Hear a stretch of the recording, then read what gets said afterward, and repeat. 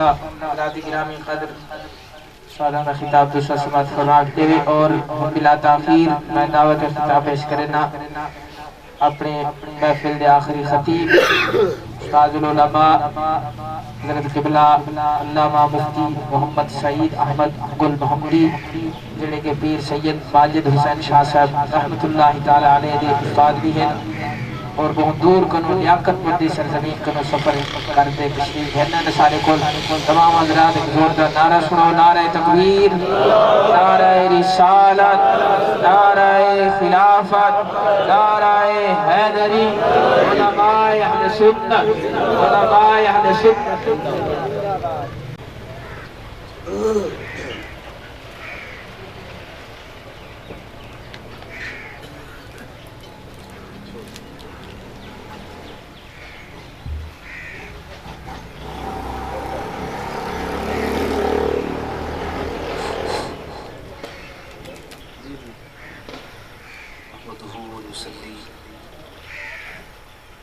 ونسلم على رسوله الكريم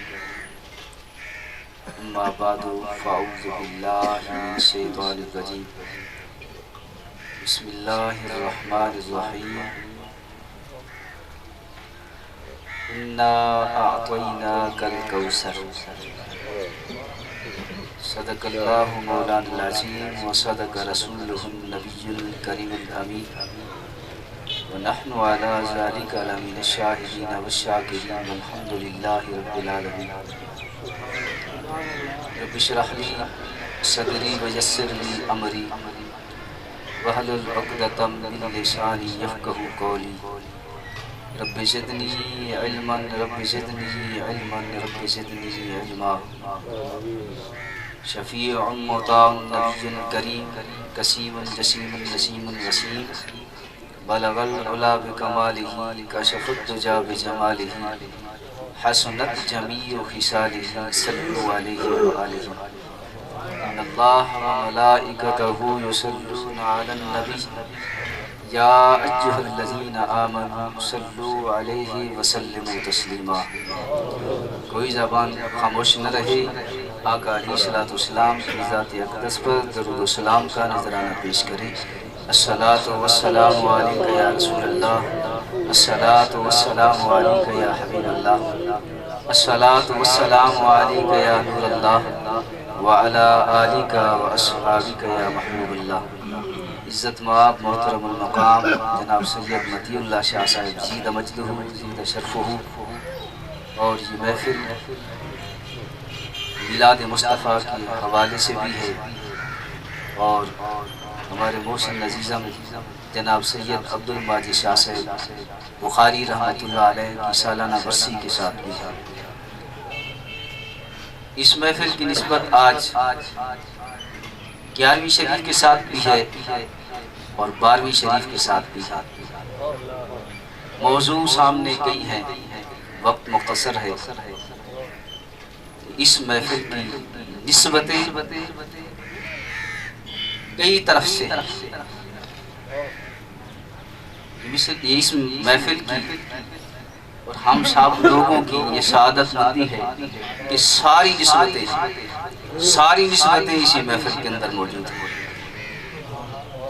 آقا علیہ الصلوۃ والسلام کے میلاد کے حوالے سے اور سالانہ برسی کے حوالے سے ہم تو قائل ہیں، سالانہ برسی کے بھی قائل ہیں، ساتوں جمعراتوں کے بھی قائل ہیں، ششمائی کے بھی قائل ہیں، چہلم کے بھی قائل ہیں، کیونکہ یہ محفل ہوتی ہی ایصال ثواب کی ہے اور ایصال ثواب کے حوالے سے کئی حدیثیں موجود ہیں۔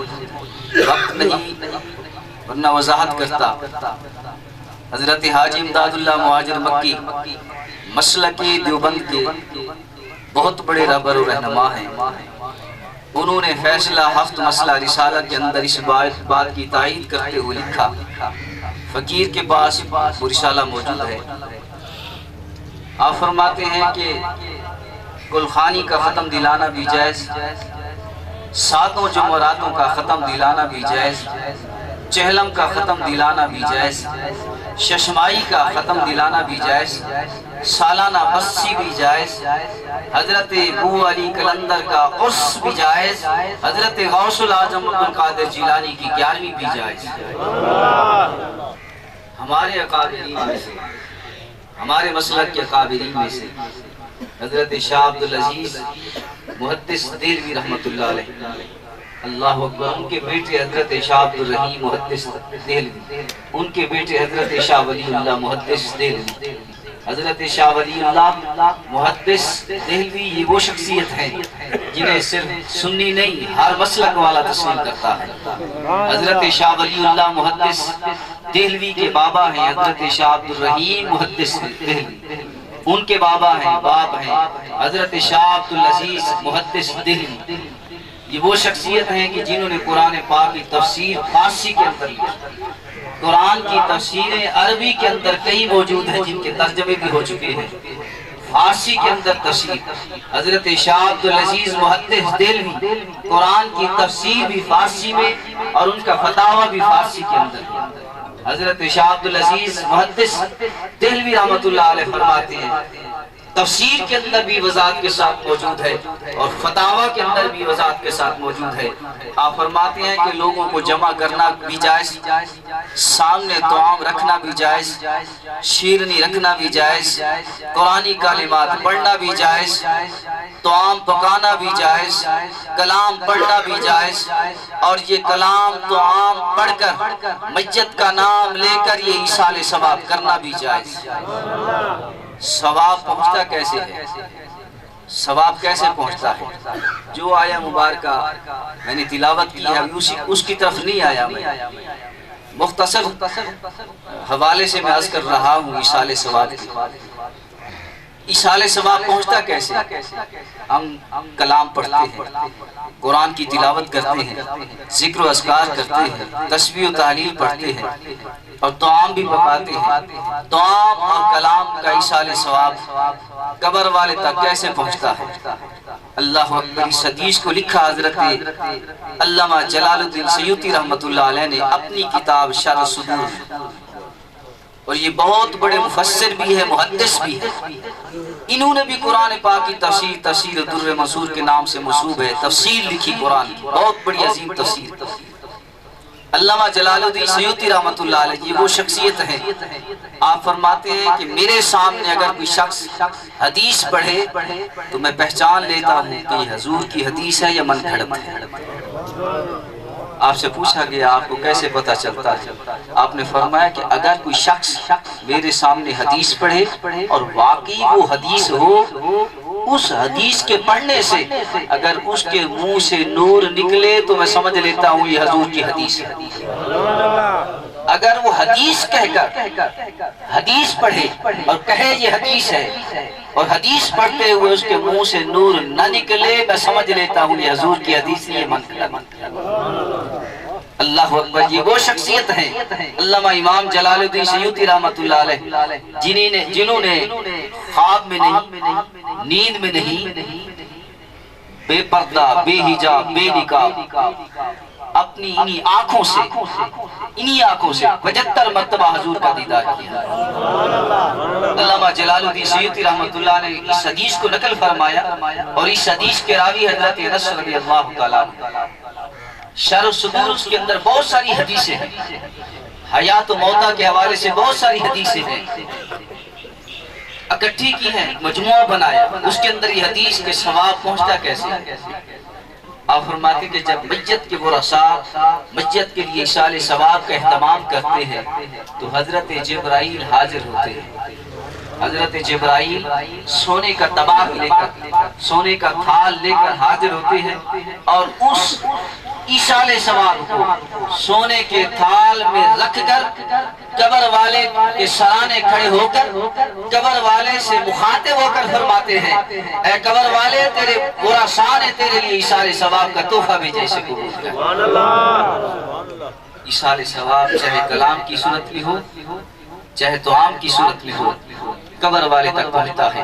یاد رکھیے اگر ایک شخص کے لیے ایصال ثواب کا اہتمام کیا گیا ہے، اسی دعا پر، اسی کلام پر پوری امت مسلمہ کا نام لے کر اگر ایصال ثواب کیا جائے تو پوری امت مسلمہ کے ہر فرد کو برابر برابر ثواب پہنچے گا، ثواب میں کمی نہیں آئے گی۔ سامعین محترم، بہت ساری دلیلیں ہیں، بہت سارے حوالے ہیں ایصال ثواب کے حوالے سے۔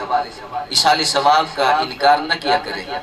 مل میت فی القبر الا کالغریق المتغوص، حضور کی حدیث، مل میت فی القبر الا کالغریق المتغوص ينتظر دعوة تلحقه من اب او ام او اخ او صدیق۔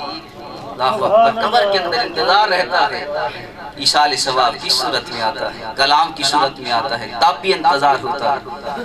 دعام کی صورت میں ہو تب بھی انتظار ہوتا ہے، لیکن فرق کہ اس دعام کے اندر فرق نہ ہو، بطور خیرات بطور صدقہ ایک ہی دعام پکا کر، کہ اس میں فرق نہ ہو کہ یہ دعام غربا کے لیے، یہ دعام عمرہ کے لیے، دعام کے اندر فرق نہ ہو، ایک ہی دعام پکا کر، ایک ہی دعام بطور صدقہ ایک ہی دعام پکا کر سامنے رکھ کر اس میں امیر غریب کا فرق نہ ہو۔ اگر امیر غریب کا فرق آ گیا تمہاری خیرات اللہ کی بارگاہ میں قبول نہیں ہو جائے۔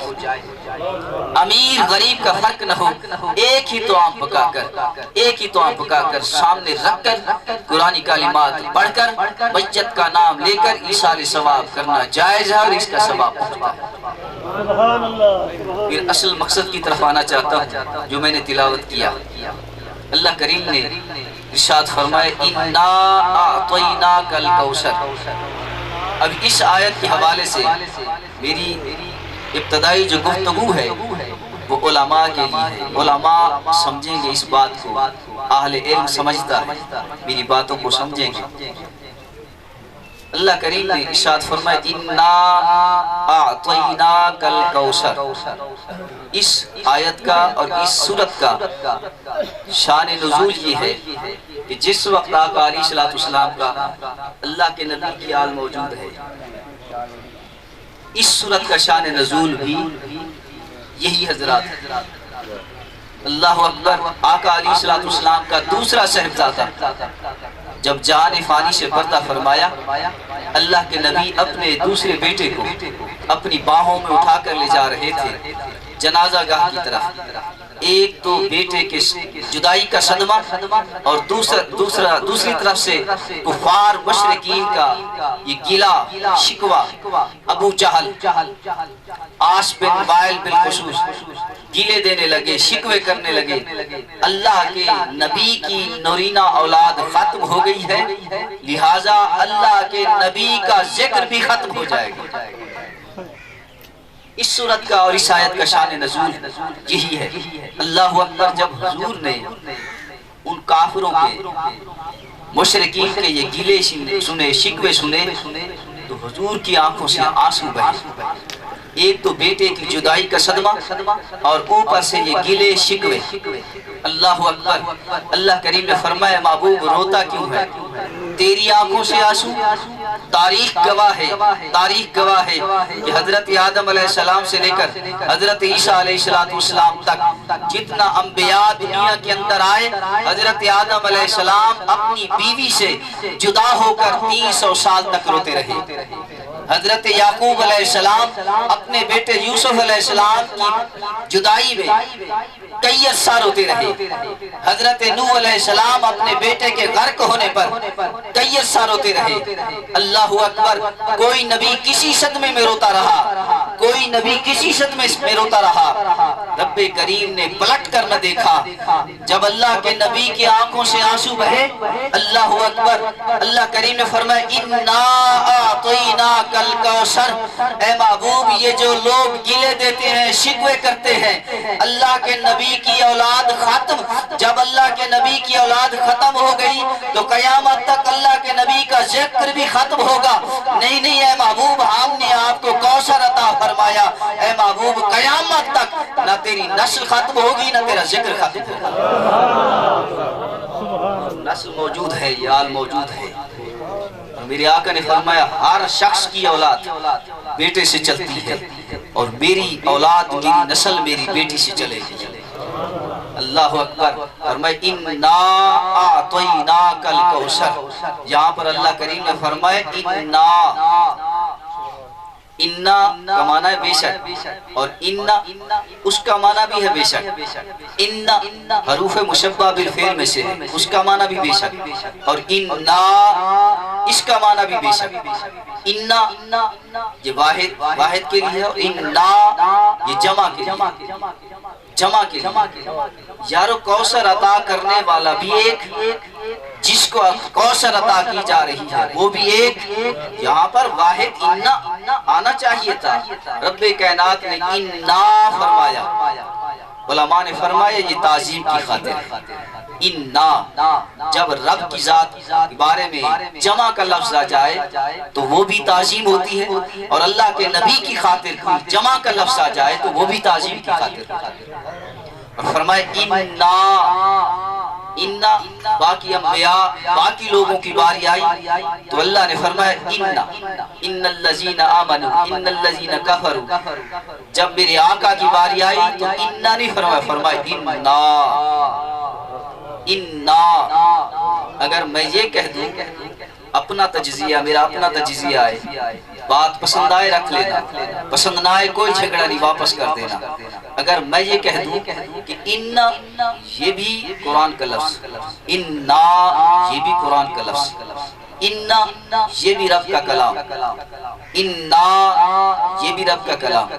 اگر میں یہ کہہ دوں کہ جو اِنَّا ہے نا، اِنَّا اس کے اندر نہ دلیری ہے، نہ بہادری ہے، نہ جرت ہے، نہ پاور ہے، اور اِنَّا بات نہیں سمجھ آئے، اِنَّا اس کے اندر دلیری بھی ہے، لفظ کا تناؤ دیکھیں نا، اس کے اندر دلیری بھی ہے، بہادری بھی ہے، جرت بھی ہے، پاور بھی ہے۔ فرمائے اِنَّا آتوینا، تو کے ساتھ آتوینا، آتوینا ایک لفظ قرآن کے اندر آتینا، تعلق والا آتینا، اس کا معنی بھی عطا کرنا ہے، دینا ہے، اور آتینا اس کا معنی بھی عطا کرنا ہے، دینا ہے۔ ان دونوں لفظوں کے معنی کے اندر فرق یہ ہے، جو لفظ تا ہے نا نقطوں والا، آتینا اس کا معنی عطا کرنا یہ ہے کہ رب کریم جب کسی کو کوئی چیز عطا کرے تو عطا کرنے کے بعد پھر مالک نہ بنائے، رب کریم جب چاہے واپس۔ اور آتینا اس کا معنی عطا کرنا یہ ہے کہ جب رب کریم عطا کرے تو عطا کرنے کے بعد پھر مالک بنا دے، کبھی واپس نہ لے۔ اور اس آیت کے اندر آتینا نہیں فرمایا، فرمایا آتینا، اِنَّا أَعْطَيْنَاكَ الْكَوْثَرَ، بے شک ہم نے آپ کو کوثر عطا فرمایا۔ کوثر کسے کہتے ہیں؟ فقط خالی لفظ کوثر ہو وہ نکرہ ہے، اور نکرہ عام ہوتا ہے ہر کسی کے لیے۔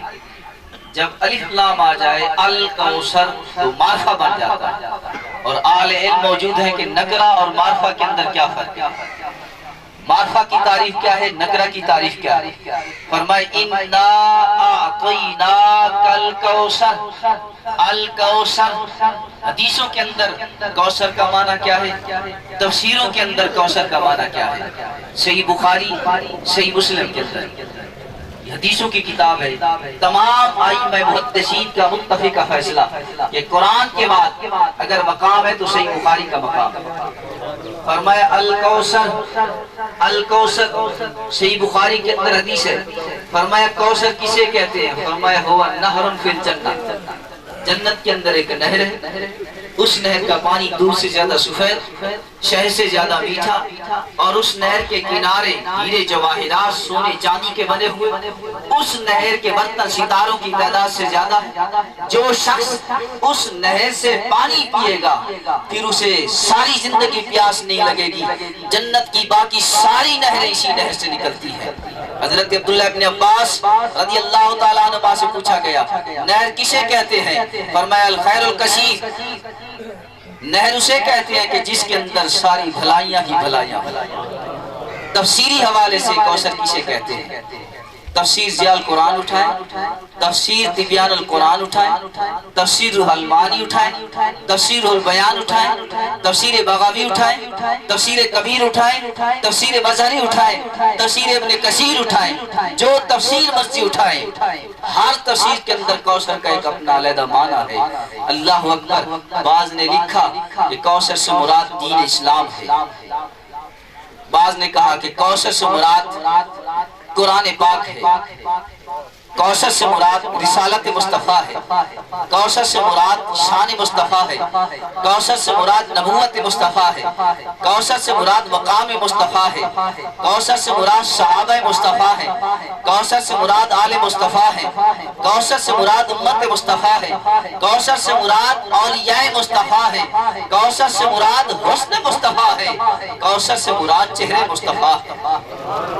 تفسیروں کے اندر کوثر کے کئی معنی ہیں، جتنے معنی میں نے کوثر کے بیان کیے ہیں، کوثر کے ایک ایک ہر معنی کے پیچھے ایک مکمل بیان ہو سکتا ہے۔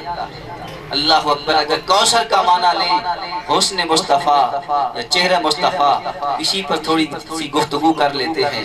سامعین محترم، آقا علیہ السلام کے میلاد کے حوالے سے یہ محفل ہے۔ میلاد کسے کہتے ہیں؟ حضرت نے بڑی وضاحت کے ساتھ قرآن سے حوالے دیے، کسی کی زبان سے سبحان اللہ کی آواز بلند آواز سے نہیں نکلی۔ اللہ اکبر۔ اس کا لمبا چوڑا معنی نہیں ہے۔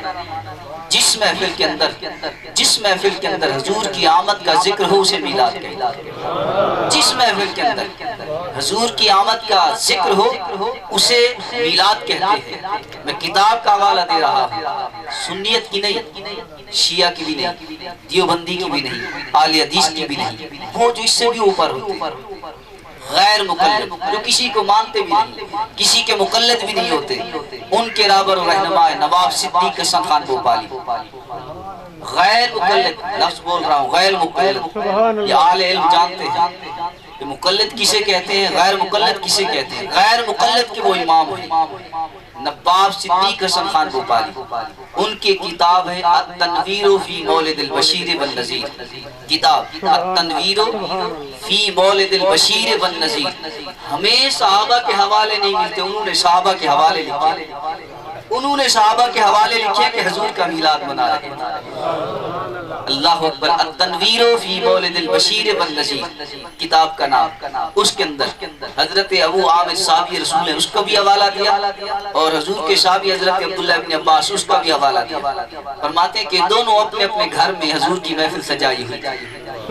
حضرت ابو عامر بھی اپنے گھر، ادھر بھی حضور تشریف لے گئے، اور حضرت عبداللہ ابن عباس، مختصر کر کے صرف اشارہ کر رہا ہوں، حضرت عبداللہ ابن عباس نے بھی اپنے گھر کے اندر محفل مصطفیٰ ذکر مصطفیٰ کی محفل منائی ہوئی تھی۔ اللہ اکبر۔ میرے آقا علیہ السلام نے صحابہ سے کہا، چند صحابہ حضور کے ساتھ موجود تھے، میرے آقا نے فرمایا صحابہ چلو، آج عبداللہ ابن عباس نے محفل منائی ہوئی ہے، محفل کا اہتمام کیا ہو، چلیں اس محفل کے اندر شریک ہوتے۔ اللہ اکبر۔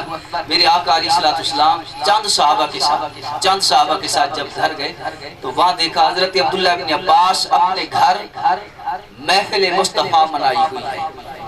میرے آقا علیہ السلام اس انداز کو دیکھ کر، اس محفل کو دیکھ کر میرے آقا علیہ السلام نے فرمایا، اے عبداللہ ابن عباس، یہ جو تو نے محفل سجائی ہوئی ہے، یہ جو تو کام کر رہا ہے، اللہ کریم تجھے سلامتی عطا فرمائے اور تجھ پر جنت واجب ہو۔ سبحان اللہ۔ اور میرے آقا نے فرمایا، اے عبداللہ ابن عباس، جو شخص بھی ایسا کرے گا، وہ کیا کر رہے تھے؟ جو شخص بھی ایسا کرے گا، اللہ کریم اسے بھی سلامت رکھے، اللہ کریم اسے بھی جنت عطا فرمائے۔ سامعین محترم، کوثر سے مراد حسن مصطفیٰ، کوثر سے مراد چہرے مصطفیٰ۔ آقا علیہ السلام کا رب کی بارگاہ سے دنیا میں آنا بھی عجب، آقا علیہ السلام کا دنیا سے رب کی بارگاہ میں جانا بھی عجب۔ آقا علیہ السلام رب کی بارگاہ سے دنیا میں آئے تو میلاد ہے، آقا علیہ السلام دنیا سے رب کی بارگاہ میں جائے تو معراج ہے۔ آقا علیہ السلام کا میلاد بھی برحق، آقا علیہ السلام کی معراج بھی برحق۔ لفظ میلاد ہو یا لفظ معراج ہو، دونوں ہم وزن ہیں۔ میلاد بھی اسم اعلیٰ، معراج بھی اسم اعلیٰ، اور اسم اعلیٰ وہ کیا ہے؟ وہ سیڑھی ہے، ایک سیڑھی آنے کی ہے، ایک سیڑھی جانے کی۔ آقا علیہ السلام رب کی بارگاہ میں جس انداز کے ساتھ آئے وہ بھی عجب۔ آقا علیہ السلام دنیا سے رب کی بارگاہ میں جس انداز کے ساتھ گئے وہ بھی عجب۔ کس انداز کے ساتھ آئے؟ کیا جس انداز کے ساتھ آقا علیہ السلام کی ولادت ہوئی، کسی نبی کی ایسی ولادت ہوئی؟ بولیے بولیے۔ اور جس انداز کے ساتھ آقا علیہ السلام کو رب کا دیدار ہوا، کسی نبی کو ایسا دیدار ہوا؟ معراج ہر نبی کو ہوئی اپنے اپنے انداز میں، کسی کو سورج پر حضرت ادریس علیہ السلام، کسی کو پہاڑوں میں، کسی کو غاروں میں، کسی کو پتھر کی چٹان پر، کسی کو پہاڑ کی چوٹی پر۔ اللہ اکبر۔ حضرت آدم علیہ السلام کو معراج ہوئی، تمام ملائکہ سے سجدہ کروایا، نسل انسانیت کا تاج حضرت آدم علیہ السلام کے سر پر رکھ کر تمام فرشتوں سے سجدہ کروایا۔ ہر نبی کو معراج ہوئی، لیکن جس انداز کے ساتھ میرے آقا کو رب کا دیدار ہوا، معراج ہوئی، کسی نبی کو نبی۔ اللہ اکبر۔ جب آئے دنیا کے اندر، جب دنیا کے اندر آئے میرے آقا، ولادت میلاد، جب دنیا کے اندر آئے فقبض قبضۃ، اللہ کریم نے حضور کے نور کو اپنے نور سے مٹھی بھری نور بنائے، پھر وہی نور حضرت آدم علیہ السلام کے ناخن میں رکھا، حضرت آدم علیہ السلام نے چوم کر آنکھوں پر رکھا۔ کتابوں کے اندر موجود ہے، کوئی مانتا ہے مانے، کوئی نہیں مانتا نہ مانے، کتابوں کے اندر موجود ہے۔ حضرت آدم علیہ السلام نے چوم کر آنکھوں پر رکھا، پھر وہی نور حضرت آدم علیہ السلام کی پیشانی میں، حضرت آدم علیہ السلام کے بعد حضرت شیش علیہ السلام کی پیشانی میں، حضرت آدم کے بعد دوسرے نبی حضرت شیش علیہ السلام، حضرت آدم علیہ السلام کے 40ویں نمبر پر بیٹے حضرت شیش علیہ السلام، حضرت آدم علیہ السلام سے لے کر حضرت عیسیٰ علیہ السلام تک تمام انبیاء کی پیشانیوں سے، پاک رحموں سے، پاک پشتوں سے گزرتا ہوا حضرت عبداللہ کی پیشانی میں۔ کیا انداز ہے آنے کا، کیا انداز ہے! جس انداز کے ساتھ میرے آقا رب کی بارگاہ سے دنیا میں آئے، اس انداز کے ساتھ کوئی نہیں آیا۔ اللہ اکبر۔ حضرت عبداللہ کی پیشانی میں، حضرت عبداللہ کی پیشانی سے وہی نور نکل کر حضرت آمنہ رضی اللہ تعالیٰ عنہ کے شکم میں، حضرت آمنہ رضی اللہ تعالیٰ عنہ فرماتی ہے کہ جب نور اللہ کے نبی میرے وجود سے پیدا ہوئے، خارج منی نور، مجھے ایسا محسوس ہوا کہ نور نکل رہا ہے۔ اللہ کے نبی اپنی والدہ کے شکم سے دنیا میں آتے ہی جب بچہ ماں کے پیٹ سے پیدا ہوتا ہے تو اسے کس چیز کا حواس ہوتا ہے، کس چیز کی خبر اور پہچان ہوتی ہے؟ نہیں ہوتی۔ اللہ اکبر۔ جب اللہ کے نبی اپنی ماں کے شکم سے دنیا میں تشریف لائے تو پیدا ہوتے ہی اپنی جبین نیاز کو رب کی بارگاہ میں جھکایا، اپنی جبین نیاز کو رب کی بارگاہ میں جھکا کر دعا کرتے رہے، اے اللہ مجھے خبر ہے کہ تو مجھے ایک امت عطا کرے گا، میری امت سے گناہ بھی ہوں گے، خطائیں بھی ہوں گی، غلطیاں بھی ہوں گی، کوتاہیاں بھی ہوں گی۔ اللہم اغفر لامتی، اللہم اغفر لامتی، اللہم اغفر لامتی۔ اے اللہ میری امت کو بخش دے، اے اللہ میری امت کو بخش دے، اے اللہ میری امت کو بخش دے۔ یہ اللہ کے نبی کا آنا ہے، رب کی بارگاہ سے دنیا میں کس انداز کے ساتھ آئے۔ اللہ اکبر۔ جب میرے آقا دنیا سے رب کی بارگاہ میں گئے، کس انداز کے ساتھ؟ اللہ اکبر۔ کسی نبی کی معراج کی خاطر 70,000 فرشتے حاضر ہوئے ہیں، بولیے براق کسی نبی کی خاطر حاضر ہوا ہے۔ اللہ اکبر۔ جب میرے آقا نے تیاری کی، جبرائیل بھی حاضر ہے، 70,000 فرشتے بھی حاضر ہیں، براق سواری بھی حاضر ہے، مسجد حرام سے مسجد اقصیٰ میں تمام انبیاء کی امامت کراتے ہوئے، ان انبیاء کی امامت جو سارے انبیاء دنیا سے پردہ فرما چکے ہیں، سارے انبیاء کی امامت کراتے ہوئے براق پر سوار آخری خطبہ دیتے ہوئے براق پر سوار ہو کر ایک آنے واحد میں پہلے آسمان پر پہنچتے ہیں۔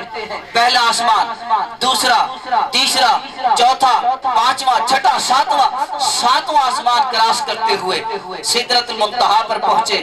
اللہ اکبر، جبرائیل ساتھ ہے۔ سدرۃ المنتہا سے جب آگے چلنے لگتے ہیں جبرائیل رک جاتا ہے، میرے آقا فرماتے جبرائیل آگے چل۔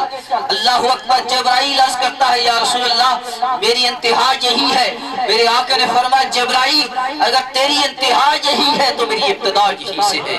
سامعین محترم، اسی مقام پر اسی بات پر روکتے ہوئے پوچھنا چاہتا ہوں جبرائیل نور ہے کہ نہیں؟ بولیے، جبرائیل نور ہے کہ نہیں؟ جبرائیل نور ہے۔ سدرۃ المنتہا پر جبرائیل رک گیا، میرے آقا نے فرمایا جبرائیل آگے چل۔ جبرائیل نے عرض کیا ایک بال کے برابر، کتابوں کے اندر موجود ہے ایک بال کے برابر بھی اگر میں اوپر گیا تو جل کر راکھ ہو جاؤں گا۔ حضور نے فرمایا اگر تیری آخر یہی ہے تو میری ابتدا یہی سے ہے۔ تو سدرۃ المنتہا نور کی انتہا، سبحان اللہ، نور کی انتہا، کیونکہ سارے فرشتوں کا سردار جبرائیل علیہ السلام۔ جبرائیل جہاں رک گیا تو نور کی انتہا، جہاں پر نور کی انتہا ہو وہاں سے جس کی ابتدا ہو اسے آپ کیا کہیں گے؟ اسے آپ کیا کہیں گے؟ خالی بشر کہیں گے؟ خالی بشر کہیں گے؟ جہاں پر نور کی انتہا وہاں سے میرے آقا کی ابتدا ہو کیا کہیں گے؟ سدرۃ المنتہا پر نور کی انتہا، سدرۃ المنتہا سے آگے جانے والے کو آپ کیا کہیں گے؟ اللہ اکبر، میرے آقا آگے بھی گئے، مقام براق آیا وہ بھی کراس کیا، مقام رفع پر آیا وہ بھی کراس کیا۔ اس کے بعد اللہ کے ناموں کے حجابات 70,000 اللہ کے ناموں کے حجابات۔ دنیا کے اندر ہم خدا کے نام جانتے ہیں 99، اللہ کے 99 نام جانتے ہیں۔ وہ نام بھی ہے جو مشرق میں بھی ہے مغرب میں بھی ہے شمال جنوب کے اندر۔ پہلے آسمان پر خدا کے نام اور ہیں، دوسرے آسمان پر خدا کے نام اور ہیں، تیسرے آسمان پر خدا کے نام اور ہیں، ہر آسمان پر خدا کے نام اور ہیں۔ سدرۃ المنتہا پر خدا کے نام اور ہیں۔ اللہ اکبر، سدرۃ المنتہا سے بھی آگے اللہ کے 70,000 ناموں کے حجابات تھے، 70,000، اور ایک نام، ایک پردے کی جو موٹائی تھی اللہ کے ناموں کے، ایک پردے کی موٹائی پہلے آسمان سے 7ویں آسمان تک ایک پردے کی موٹائی ہے۔ میرے آقا نے ہر پردے کو کراس کیا، ہر پردے کو 70,000 پردے کراس کیے۔ اللہ اکبر، عرش اعظم پر اس مقام پر پہنچے کہ ساری کائنات نیچے تھی، بیت اللہ بھی نیچے تھا، بیت المقدس بھی نیچے تھا، بیت المعمور بھی نیچے تھا، بیت العزت بھی نیچے تھا، جنت بھی نیچے تھی، مشرق و مغرب بھی نیچے تھا، شمال و جنوب بھی نیچے تھا، ساتوں آسمان نیچے تھے۔ حضرت آدم علیہ السلام سے لے کر حضرت عیسیٰ تک سارے انبیاء نیچے تھے، سارے ملائکہ نیچے تھے، سارے فرشتے نیچے تھے، ساری حوریں، سارے غلمان نیچے تھے، سدرۃ المنتہا بھی نیچے تھا۔ اللہ اکبر، مقام براق بھی نیچے ہے، مقام رفع بھی نیچے ہے۔ اللہ کے ناموں کے حجابات کراس کرتے ہوئے عرش اعظم پر قرآن اشارہ کرتا ہے ثم دنا فتدلی فکان قاب قوسین او ادنا، کہ جہاں پر ساری حدیں ختم ہو گئی، سارے فاصلے مٹ گئے، ساری دوریاں ختم ہو گئی، سارے حجابات اٹھ گئے۔ خدا محبوب کو دیکھ رہا تھا، محبوب خدا کو دیکھ رہا تھا۔ اللہ اکبر، یہ وہ چہرہ مصطفیٰ تھا، یہ وہ چہرہ مصطفیٰ تھا۔ اگر کوثر سے مراد لیں چہرہ مصطفیٰ تو وہ چہرہ مصطفیٰ تھا کہ جس نے خدا کا دیدار بے نقاب کیا، بے پردہ رب کا دیدار کیا۔ اللہ اکبر، تاریخ گواہ ہے اللہ کریم نے کسی نبی کے چہرے کی قسم نہیں اٹھائی۔ حضرت آدم علیہ السلام سے لے کر حضرت عیسیٰ تک قرآن کے اندر اگر یوسف علیہ السلام کے حسن کا چرچا ہے، لیکن اس کے باوجود اللہ کریم نے یوسف علیہ السلام کے چہرے کی قسم نہیں اٹھائی۔ اللہ اکبر، جب قرآن نازل ہوا تو اللہ نے فرمایا وَالضُّحَىٰ، اے محبوب اسی مکھڑے کی قسم۔ وَالضُّحَىٰ اس کے کئی معنی ہیں، وقت طلوع آفتاب بھی ہے، وقت غروب آفتاب بھی ہے، طور سینہ بھی ہے، میلاد کی رات بھی ہے، اور معراج کی رات بھی ہے، لیلۃ القدر بھی مراد ہے۔ لیکن عاشقوں نے تفسیر روح البیان کے اندر عاشقوں نے جو وہ معنی یہی ہے والضحیٰ، اے محبوب تیرے مکھڑے کی قسم، رب نے حضور کے چہرے کی قسم اسی لیے اٹھائی کہ یہی وہ چہرہ تھا جس نے بے پردہ رب کا دیدار کرنا تھا۔ اللہ اکبر۔ آخری بات عرض کر رہا، صحیح بخاری اور صحیح مسلم کی حدیث ہے۔ صحیح بخاری کتاب الاذان، صحیح مسلم کتاب الصلاۃ۔ من وان حدیث نہیں، اس کا مفہوم عرض کر رہا ہوں وقت کو سامنے رکھتے ہوئے۔ آخری بات صحیح بخاری صحیح مسلم کی متفق علیہ حدیث، صحیح بخاری کے اندر کتاب الاذان اور صحیح مسلم کے اندر کتاب الصلاۃ۔ حضرت امام بخاری نے بھی اس حدیث کو لکھا اور حضرت امام مسلم نے بھی۔ میں نے پہلے کہا کہ خدا کے قرآن کے بعد اگر مقام ہے تو صحیح بخاری کا ہے، پھر صحیح مسلم کا، اس کے بعد باقی کتب حدیث کا مقام ہے۔ تو دونوں کتابوں کے اندر یہ حدیث موجود ہے کہ جس وقت آقا علیہ السلام کے آخری ایام تھے، آپ غلیظ تھے، بیمار تھے، نماز کے فرائض سر انجام دے رہے تھے حضرت سیدنا صدیق اکبر رضی اللہ تعالیٰ عنہ۔ صحابہ کرام وہ صحابہ تھے جو روزانہ حضور کے چہرے کو تکتے، روزانہ حضور کے مکھڑے کا دیدار کرتے۔ اللہ اکبر۔ اب چند دن ہو گئے، آقا علیہ السلام بیمار ہونے کی وجہ سے مسجد نبوی میں حاضر نہیں ہو سکے، حجرے میں آرام فرما ہے، علیل ہے، بیمار ہے۔ صحابہ کرام کی وہ نگاہیں جو روزانہ حضور کے چہرے کو تکتی تھی، جو روزانہ حضور کے مکھڑے کا دیدار کرتی تھی، اب چند دن گزر گئے، حضور کے مکھڑے کا دیدار نہ ہوا۔ صحابہ کے سینوں کے اندر تڑپ تھی، صحابہ کے سینوں کے اندر بے چینی تھی کہ کب وہ لمحہ آئے، وقت آئے، پردہ ہٹے اور حضور کے مکھڑے کا دیدار کرے۔ اللہ اکبر۔ ادھر سے صحابہ کے سینوں کے اندر یہ عشق مصطفیٰ کی طرف تھی اور ادھر سے میرے آقا حجرے کے اندر بھی بے چین تھے کہ میں جلد صحت یاب ہو جاؤں اور صحابہ سے ملاقات کروں۔ اللہ اکبر۔ محبت ایک طرف ہو تو سزا دیتا ہے، عشق ایک طرف ہو تو سزا دیتا ہے، عشق دونوں طرف ہو تو مزہ دیتا ہے۔ اللہ اکبر۔ ادھر سے صحابہ کرام کو طرف تھی اور ادھر سے میرے آقا بھی بے چین تھے۔ اللہ اکبر۔ چند دن گزرنے کے بعد نماز عصر کا وقت تھا۔ آپ حدیث پڑھیں، شرح پڑھیں، صحیح بخاری صحیح مسلم، عصر کی نماز تھی۔ حضرت سیدنا صدیق اکبر نماز پڑھا رہے تھے۔ حالت نماز میں میرے آقا نے پردے کو ہٹایا، وہ لمحہ آ گیا، وہ وقت آ گیا، حضور نے حجرے سے پردے کو ہٹایا۔ میرے آقا علیہ السلام حجرے مبارک سے اٹھ کر آہستہ آہستہ مسجد میں پہنچے۔ صحابہ کرام حالت نماز میں سیدنا صدیق اکبر سے لے کر جتنے صحابہ جماعت کے اندر تھے، سارے صحابہ کی نگاہیں نماز کے اندر چہرہ رخ چہرہ مصطفیٰ کی طرف تھا۔ سارے صحابہ کی نگاہیں حضور کے مکھڑے کی طرف تھی۔ اللہ اکبر۔ میں کہتا ہوں نماز عبادت ہے، عبادت خدا کی ہے، بندگی خدا کی ہے۔ کیا صحابہ نے جب حالت نماز میں اپنا چہرہ حضور کے چہرے کی طرف کیا ہوگا، نماز ٹوٹی یا ختم ہو گئی؟ بولیے، بات سمجھ نہیں آئی؟ تو صحابہ کرام کی نگاہیں چہرہ مصطفیٰ پر۔ اللہ اکبر۔ سیدنا صدیق اکبر مصلی سے پیچھے ہٹنے لگے، شاید حضور آ رہے ہیں، نماز پڑھائیں گے۔ میرے آقا نے اشارہ کرتے ہوئے فرمایا نماز مکمل کرو، نماز مکمل کرو۔ یہ کہہ کر میرے آقا حجرے میں تشریف لے گئے۔ اللہ اکبر۔ صحابہ کرام نے نماز ادا کی۔ نماز ادا کرنے کے بعد صحابہ کی زبان پر یہی الفاظ تھے، صحیح بخاری صحیح مسلم عرض کر رہا ہوں، کأن وجہہ ورقۃ مصحف۔ اللہ اکبر۔ امام بخاری نے بھی نقل فرمایا، اس حدیث کو اپنی کتاب کے اندر لکھا۔ امام مسلم نے بھی اس حدیث کو لکھا، نقل فرمایا کہ صحابہ کے الفاظ تھے کأن وجہہ ورقۃ مصحف۔ صحابہ نے کہا یارو دیکھو تو صحیح، حضور کا چہرہ انور ایسے ہے جیسے قرآن کا ورق۔ حضور کا چہرہ انور ایسے ہے جیسے قرآن کا ورق ہو۔ یارو صحابہ سے بڑھ کر کوئی عالم نہیں، صحابہ سے بڑھ کر کوئی عاشق نہیں، صحابہ سے بڑھ کر کوئی محب نہیں، صحابہ سے بڑھ کر کوئی دیوانہ نہیں، صحابہ سے بڑھ کر کوئی جانشان نہیں، صحابہ سے بڑھ کر کوئی تربیت یافتہ نہیں، صحابہ سے بڑھ کر کوئی صحبت یافتہ نہیں، صحابہ سے بڑھ کر کر کوئی فیض یافتہ نہیں. صحابہ کے الفاظ تھے کأن وجہہ ورقۃ مسافر. دیکھو تو صحیح حضور کا چہرہ انور ایسے ہے جیسے قرآن کا ورق ہو.